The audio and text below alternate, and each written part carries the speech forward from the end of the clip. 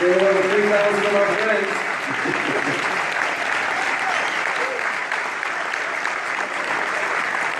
All right. So there's an old saying in the music business, how do you make a small fortune in our little business? And it's the answer is you start with a large one. First time I heard that phrase, it was Nolan Bushnell talking about Atari. A small fortune out of a big one. So you, in 1982, after having had some success, you wanted to promote concerts, and you created this concept of the US Festival. And I guess the first year, lost $10 million. How'd that work? You know what? Yeah, I put on these huge festivals, 1 million tickets sold in the San Bernardino area of California, and I called the US Festivals, did it for 2 years. The intent was not to lose money. It was not to put out money and have a fun time. It was, I figured, well, if you make a good product, I was young, and my learnings had come from athletes. You make a good product, and you'll make money. And it didn't make money, so I didn't do it anymore. I lost a lot of money, but at least the quality of the event, I wouldn't have had that. If that was intention, people say, oh, it was a horrible, horrible time, and then I feel really bad about myself. You got to meet some amazing people, and of course, your son was born there, while you were at the US Festival. Oh, remind me, no sleep. So, I think we are in a room of really passionate entrepreneurs and artists, and I think you are both. You created the personal computer, the first one with the Apple I, and the Apple II, of course, changed the world. You did it at night while working at Hewlett-Packard, who ultimately passed on your idea. But what did you see at that time that no one else saw? Oh, it's like you think, oh my gosh, somebody had this really great mind that can sort of see things that other people couldn't see. You know what, I had, they say it takes 10,000 hours of anything to get good, and it's like that movie, It Might Get Loud. These guys, from the time they were like 3 years old, were trying to play with instruments, and my whole life had been trying to take electronic pieces, put them together, and make them do better and bigger and huger things, and I had my 10,000 hours, and I could just think of an idea, and I would instantly be able to know that I could sit down on paper, design it out, solder some pieces together, and it would work and do those things. So I came up with, extremely unusual things. And I'll tell you, a lot of it, more than anything else, is sometimes wanting what you want. You kind of hear the end song in your mind. How do I get to that goal? And if you have all the pieces, the ways, if you know the techniques to get there, or if you have built yourself up enough of a brain to develop the methods to get there on your own. And I knew that. So I accidentally, it's really weird, I saw the arcade games of those days, big arcade games in bowling alleys, were black and white TVs, designed in hardware. It took a year to design a game. And oh my gosh, I saw one that made me think of color. Color is going to come to these games. It's going to be so beautiful. And I just sort of sat there dreaming about how color television in the analog world worked, with calculus equations. And then I thought, oh my gosh, I'm in this new digital world. A little $1 chip can do the job of a $1,000 board. And I wanted that so bad. Oh my gosh, I've got to try it out, and it worked. You just, I don't know, there's ideas come to you. Sometimes, also you have to have that dreaming. They talk about the dreaming period. Well, when I was young, I was really afraid. I was such a geek. Am I psychologically disturbed or something? And I went to the library and secretly I was pulling out books on psychology and reading them. I found out that I wasn't disturbed. The closest I came to any psychological problem was in the shower, my mind might drift off and start thinking of thoughts that were, not right here where your feet are. And so I did that. And when you're shy and you don't have socialization and other people around to talk to, your mind does a lot of talking to itself. And that's when these ideas would occur to me. My gosh, I was lucky I had all the skills to actually build them and make them something real. You can travel around the world and you might encounter hundreds of people with the same ideas of what would be a good app for a phone now, but they don't, but the ones who actually take the job and build it, the companies that put in the money and develop a product, that's where the real results come from. At the time, what I was struck by too is you were using materials that were available to everybody. You just recombined them in different ways. Yeah, we don't have that world here anymore, and those of us who would just go down to an electronics store, buy a few little parts, actually they didn't sell chips then. It was hard, so I only had them accessible to because I worked at Hewlett-Packard. Buy some chips, solder them together with the wires and make something do. We don't have that world where you can build your own stuff now. If your TV went bad and you were trained in it, you could actually unscrew the back of the television set yourself and probe around and find the bad parts. Even people who knew nothing about technology, and back in those days a lot of housewives, they would take out the tubes, vacuum tubes, out of their television set, run down to the Safeway grocery store, or whatever it was called back then, Lucky, and they would plug them into a machine and test them, find the bad one. This was a common part of life. You'd bring the good one back, plug it back in your television, and now it worked. So people did a lot of self-repair in those days. You could also put your vacuum cleaner in a closet and protect it, and it would never change. It would work for 40 years, do the same thing well. Nowadays, every 3 years, whatever you have doesn't seem to work because of some little change. You throw it away. And especially when it's out in the cloud, you don't have any control. They'll just change they'll remove a feature that you depended on. Yeah. So before the Apple I, computers, what was the big breakthrough about it? Before it was all just numbers, and you had to type in. But what was the breakthrough that you wanted? More user interface to be able to... Computer technology was understood in terms of the elements inside a computer and the sort of programs the computer understood. And they aren't like the programs you get taught in most schools. Machine language, it was called. Little ones and zeros, exactly what they did. That was understood, and how computers had been built in the past. But they all had these horrible looks of tons of buttons and lights, and you'd walk up to it and say, unless I am educated in this stuff, I'm a computer expert, I can't touch this machine, I can't use it.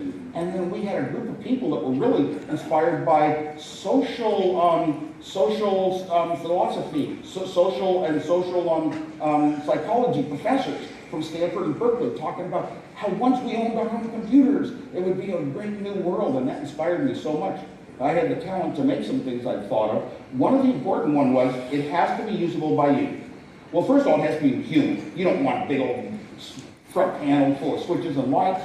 You want a typewriter and a little display on your TV set. That's like a typewriter. Humans could relate to that. So that was step number one. But second of all, you wanted people to be creative. Steve Jobs used the phrase, the bicycle of the mind, because the bicycle is what gave man the energy to distance ratio that was better than any other animal. It was a bicycle. If we had a computer, we could now create tools that would get us further than ever before. Tools in the music business are an example, Pro Tools and all.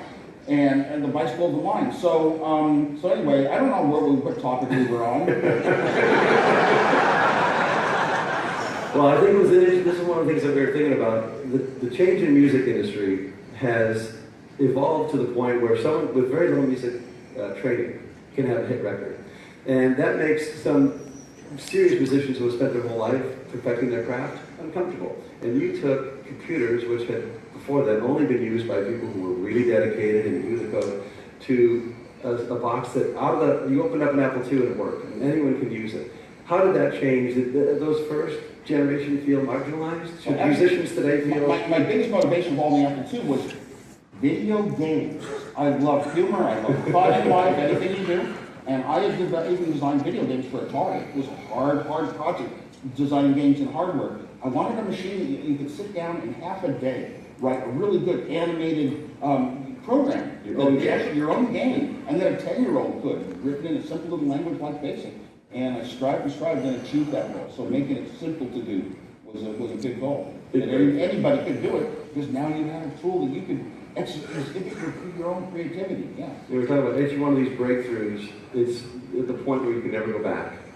We were talking about black and white to color. We were talking about how these screens, when we first started with a couple of speakers. Yeah, the one-way doors in technology. Things like even a mouse-based computer. Once you go through that door, you know you aren't going to go back to, I'm going to memorize a whole bunch of commands, or I'm going to hit the forward arrow key 8 times and the down arrow 3 times to get to the letter I want. You're never going to go back. So the one-way doors are always the ones that somehow technology is propelling us in this direction. Are we in control of it? Is it coming from our minds, or is it the technology is causing us to create it? Is it just like a subject of a type of mathematics that we are going to stumble on, this is the direction we're going to go, and we don't know it in advance? Yeah. We just sort of discover it rather than create it. And someday, but the technology's not up there to be smart enough to tell us the answer yet. Well, as Baker has well said, that point will come. At some point, those two intersecting lines, singularity. See the singularity. Yeah, I really just gave that my whole life. Computers will never be like a human brain. First program I wrote was a chess problem and it didn't solve it, and then I calculated it wasn't going to have a solution for 10 to the 25th years. A computer can do things really fast, 1 million times a second, but the human brain has intuition and can think out how to solve a problem, and the computers haven't gotten to that stage yet, and it'll never happen. And the singularity idea came out. Computers will be able to process as much intelligence as the human brain 20 years from now. I said, what a bunch of baloney, we never will. And then I started thinking about it, I said, oh my gosh, all the methods of predicting that 20-year point are the right way to predict things. Exponential curves of information usage and its size and its density and its cost. Oh my gosh, and I came around saying, yes, computers are going to be fully conscious in 20 years. And the trouble is, after I said it enough times, what does it mean is so negative. A computer that can think 100 times faster than a human, you know, it's just like the movie Her. That's what I came to the conclusion of before I saw the movie. So I had to find a reason to say it won't happen. So I'm hoping that computers won't become quite as intelligent as humans, because we're at the end of how much smarter we can make our devices, our smartphones and all. We're at the end of it because Moore's law is a law of physics that says how much smarter can you make your devices every year, how many more electronic neurons can you put on silicon, and I think we're near the end of it for some good reasons that I have. But let's hope. Let's hope. I mean, hey, man, if we're gonna be the family pets building all this equipment to take care of us, and now it takes care of us, and we have to almost do nothing. You know, maybe you're at the top of the money chain or the bottom, but you do almost nothing. You're taken care of for life. We're like the family pet. And when I got that idea about 3 years ago, I started feeding my dogs filet steak every night. Do unto others. Just in case. This is that's good though. Yeah. Didn't see that one coming, but One thing I like about musicians too is that they have a sense of humor. All musicians I run into, they like humor, they have prank stories, and a little bit of misbehavior leads to pretty good minds. you ran into a half-dressed man. A half-dressed man in the elevator this morning. As you came in this morning and run into a half-dressed man who looked a little groggy, you weren't sure if he was like on the way to the session or on the way home from something last night. It could have been either. Well, instantly I asked him, oh, which floor is the laundry on? Like he's gonna get he wasn't wearing a shirt, so is he going to get his shirt laundered? Clearly he's going for it. But I mean, he didn't quite laugh. I think it might have been a long night. This distinct possibility. So we're talking about a lot of young people here today, and they're looking for inspiration on where to go. We've got a lot of our NAMM members who are also in their careers and looking for inspiration.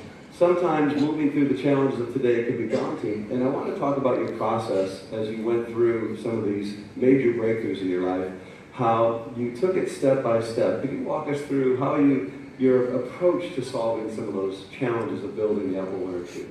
Try to do it quickly, but it started in elementary school of actually building projects that were like graduate level, courses in the university, especially back then. I mean, even when I got to college, it was a graduate course, Introduction to Computers, graduate level course.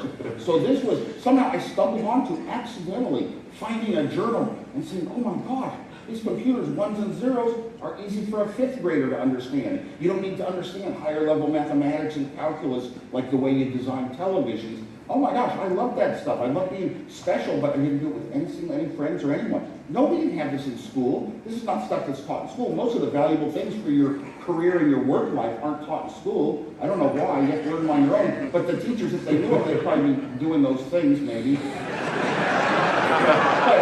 get me wrong. Don't get me wrong. I want to particularly welcome all the teachers here today. I'm glad you're here. Thank you. I needed a place to be taken care of, like child care for 12 years of my life. School. So I have very high values of education. I'm the one who started these companies with no degree at all, and I'm the one who actually went back under a fake name at Berkeley, and I got my degree, and the diploma has the fake name on it. Rocky Raccoon Clark. You take your class with your books and your backpack. Yeah, this was after Apple, so I had to use a fake name, because I didn't want people to say, oh my God, the guy who started Apple isn't even getting A pluses,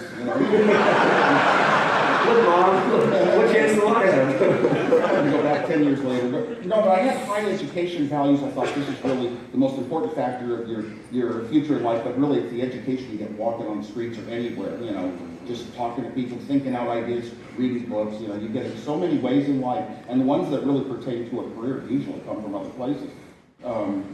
Sure, yeah, thank God we have music, and arts in schools. So in California, we're about 50th in the nation.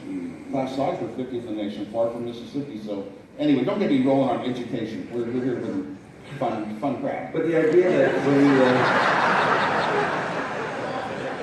when you bring a little bit of humor into a classroom these days, man, you get told all sorts of things, including you're bad for school, you're disruptive, and you're not smart anymore. you're offending somebody, by the way. But the idea of, you looked at this process and said, okay, I've got a problem. And you solved that one. And then you went to the next one. And you didn't really think about it in the whole totalitarian subject, because it might have been daunting then, but you took it step at a time. I'm not sure exactly what you're saying, but I would often come up with... My wife here, we also have that song at home.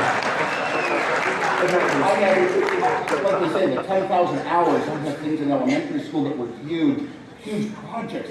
But I didn't think of them as, yes, of my learning in elementary school, learning how atoms work, learning how electrons went through wires, learning how electrons went through transistors, how transistors could make decisions, how those decisions could be added up into a circuit that actually could add numbers. Yeah, it was a long growing process up. And also when you design a program, some program, you have an end goal. I will solve this part of it kind of at an outer level, and I'll solve this smaller parts of individual little things. And it winds up in the end, it's like music, because it's like you've got notes, and you combine notes into chords, and chords into little, you get into bars, and you get into a whole song. But you work your way up quite a bit. And it's very, very similar in that way. And I found that the best engineers, the bright ones, the really creative artists that could create an entire new product category at Apple, they always had a strong music background. There may be some...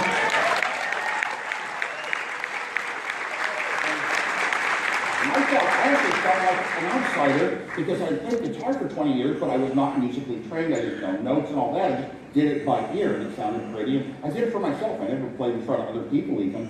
But so I felt low on the scale. But we had the brilliant person that really made computers easy to use today more than anyone else in the world, and he was an influence on Steve Jobs and myself. Jeff Raskin. He taught classical music at UC San Diego also, and then joined Apple, and he was in control of the decision-making of every feature in a product, could go in or couldn't go in, depending on whether it was explainable in a manual.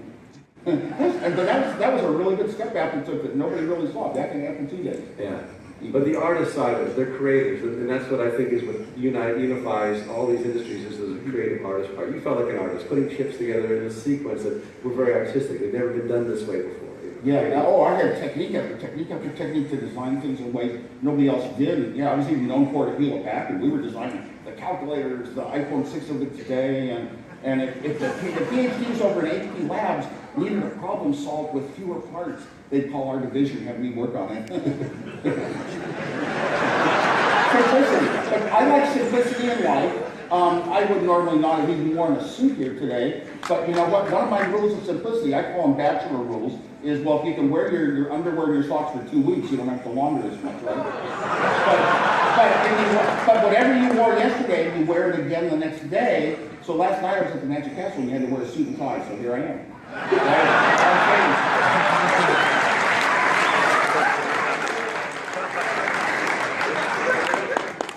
You don't have to care about what people wear. That shouldn't matter in life. How long their hair is, what they're wearing, it shouldn't matter. It should, and so it's just, Vietnam War, it was, how long your hair is. You get, some people would treat you like, oh, you must be on drugs. 60s counterculture movement in the Bay Area, you're on drugs, or you're, and it was just a wrong way to look at the people. It wasn't the human. Judging people, yes, exactly. Sure. So advice for, we talked about some of the advice for engineers, and I guess that would transfer over to anyone in the creative process, about when that initial process starts, work alone. Don't try to solve things by committee. I don't know, but I would like to give advice to everybody. You know what? Because everybody who's creative has different methods of working.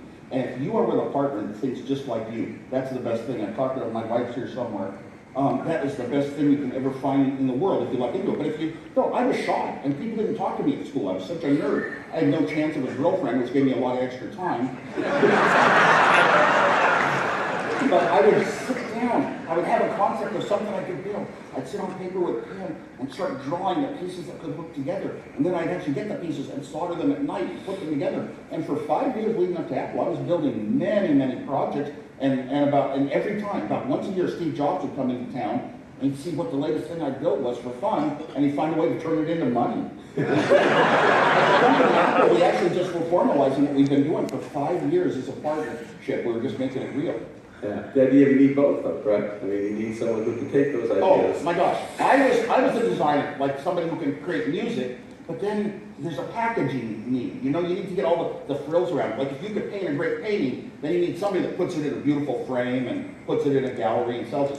So you still need the business side of things, and you need motivation, you need want. I wanted the computers for myself. Steve Jobs wanted a company, wanted to be important in the world someday.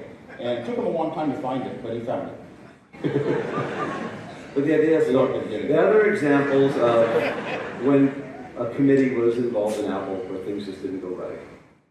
Or something. An example, the Apple III, well, since you're giving a specific one, oh my gosh. When we started Apple, the Apple II had come totally from me. I had the Apple II and the Apple I totally built before Steve Jobs even saw them, before we had an idea for a company. They weren't not designed as products. They were designed to move the world forward, to help these social goals of communication and education and the geek being important. That's what I wanted to do. So I had these computers, and they came from an engineering background. Hewlett-Packard, where I worked, was an engineering-driven company back then. Why? Because we only made products for engineers to use as test equipment. Well, what happened was when we started Apple, our funder, who owned as much of the company as Steve Jobs and he was really the mentor that told us, here are the people you hire to set up a technology company, here's what their roles and responsibilities are, here's what you'll do, here's what Steve will do. He owned as much of the company. You never hear about him because he had us get an agency to define our company. And they made up the kind of a myth of a garage of two kids coming from nowhere. It's sort of an exciting story, like Mark Zuckerberg in a dorm room actually creating stuff, you know? It's that level of story. So, and I forget where we were. It gets too interesting in my own mind. I'm I know, we see that, right? Contract into whatever. No, the idea that when it didn't go well, all of a sudden, because you had those products done. The Apple III. So we were going to, Mike Markula, our funder, said, you have to be a marketing-driven company. You have to understand the people who are going to use your products, and I totally bought into it. From that day to this day, you have to understand their wants or needs, what the price point should be, and how to build the right products, and what's good and what's bad. And marketing-driven. But then the concept was marketing is the business side. They come up with the ideas for the product and tell engineering to build it like engineering is just a resource you can buy. They didn't look for the artist engineers like me. It's just engineering can be done. And on the Apple III, it was very strange. A computer is worth nothing without software. You want a solution to problems, and it's hardware plus software, a computer and a program. And so the thing is, we had the Apple II was selling thousands of programs, selling all over the world, huge revenues pouring into the company. But we thought the market is more business. They're buying our computer and plugging boards in and give it more capability. We'll build that computer with more capability in it and call it the Apple III. And when you booted it up, there was one switch. If you put the switch up and you turned the computer on, it came up as an Apple III. If you put the switch down, it came up as an Apple II, and it could run all the thousands of programs. Okay, but a marketing came to engineering. They said we had to put extra chips in the product, extra money, extra parts to disable the features that the business users wanted when it booted up as an Apple II, so that people would think Apple II is only for games. What a horrible mistake, because now this Apple III had all sorts of problems and it couldn't get developed. It didn't get, it was a good computer, but it didn't get into the market quickly because it didn't have software, and the people wouldn't buy the Apple II because it wouldn't do their business needs because we put in chips to stop them. And you would have seen that. And that was we made horrible marketing errors over time, but you get away with it whenever you're a wealthy company and the market's growing and you're growing and you look good on paper. You can hide a lot of mistakes. You get a lot of restarts. You get a lot of chances to restart. So we were a lucky company. We started with a product, the Apple II, and it was going to be the only money-making product for Apple for the first 10 years of the company. One product was that good. You know, bringing color to humans, bringing color to the world. Nobody expected color in computers, for one thing. Nobody expected games to become software, and so it was such a huge advance. It really gave us the company. At that point, to have a product last that long, it still is unprecedented, probably. That's something to stay in the market that long. No, because you can keep names. You can keep names the same. Hewlett-Packard had a calculator for financial types called the HP25C, I think. Oh my gosh, that one went for 25 years, unchanged a bit, and it was beautiful. Yeah, so you can design a product that is just so good and perfect for the audience that it lasts a long time. A lot of people may not know that you actually were a school teacher for a while, and it interested young people how they learn. You went back and worked in the classroom. Tell me about that. Yes, when I was in 6th grade, I told my dad, I'm going to be an electrical engineer like you. And boy, I'd already proven myself in a lot of science fairs, huge projects. And then I said, but my second goal is to be a 5th grade teacher like Mrs. Gray. And that stuck with me all through my life. Whenever I took college courses in psychology, understanding how minds develop, cognitive development, and young minds and what they can do at different stages. Wow, I paid attention because I was learning computer technology. I wanted to teach. Eventually I had children. I was giving computers to schools, but you don't give computers, that's money. If you have a lot of money, giving money doesn't have meaning. You give yourself. So I decided, okay, I'll start teaching how to use the computer to get better grades, how to do better homework. Every subject in school, how can you apply it to a computer? And I started teaching 5th graders and wound up teaching up to full-time 7 days a week.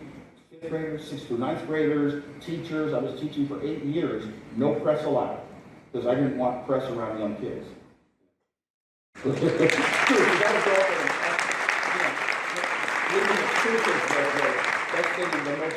The apex of all good.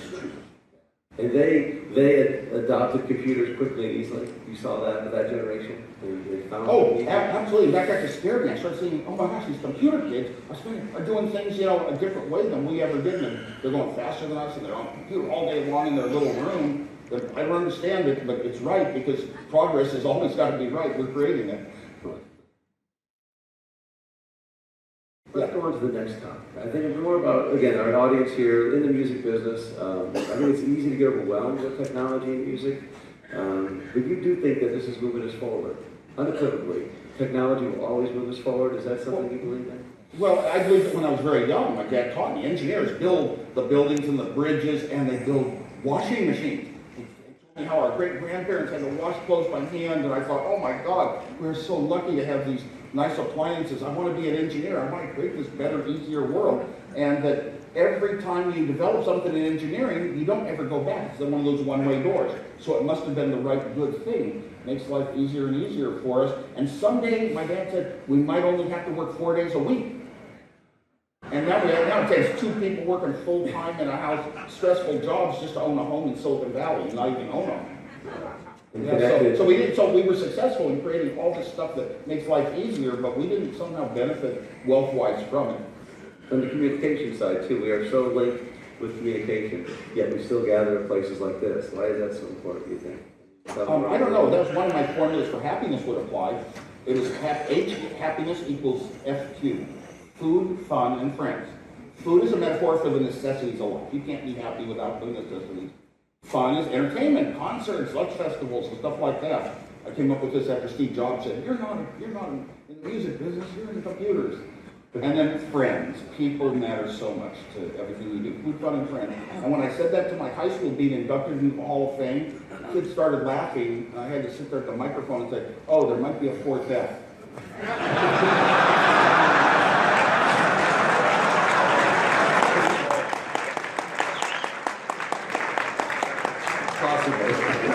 Yeah, they put me in the Hall of Fame, but I don't think the school administrators really liked me for a while.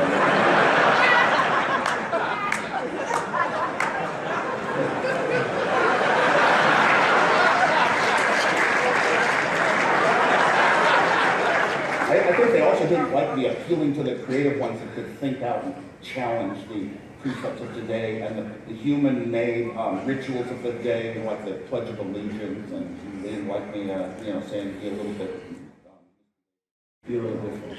The idea of coming together and the idea of how music does that. We were talking about how you're still playing guitar. You're just for fun and for your own enjoyment. But when you go buy a guitar, when you're thinking about, how does technology looked at how we go shopping or how we buy music? Music is so much different than back in those days. It's unbelievable. I got to see some of the evolution of it. We were sitting in the Apple II lab on my floor of the building, and this guy Charlie Kellner took this Apple II that had 1 bit of audio, and you could barely make it understandable in the speech. Hard, but they had beautiful waveforms, and it sounded like instruments, and you could change what the instrument was, and this was before MIDI.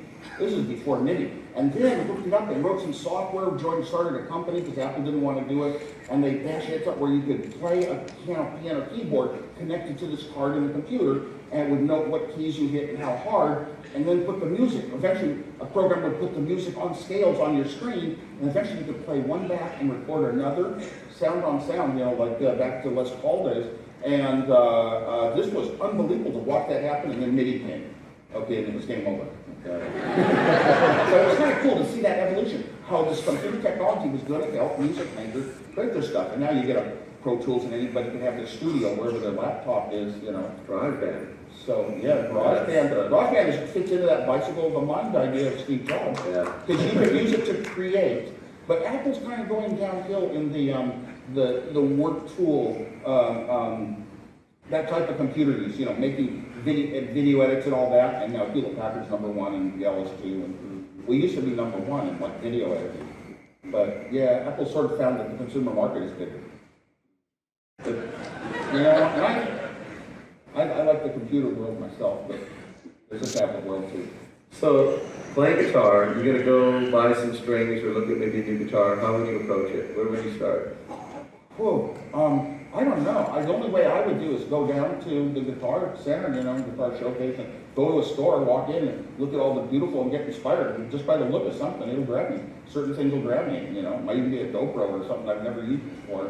I don't know. Do you need to go to you like to go to the store? Because I like to talk to some real humans when I don't know exactly what I want. Now, yes, if I find something exactly right, or I have a friend that's got this one model guitar or something like that, yeah, sure, I could just buy it online, I guess. You know, or whatever. But I don't know.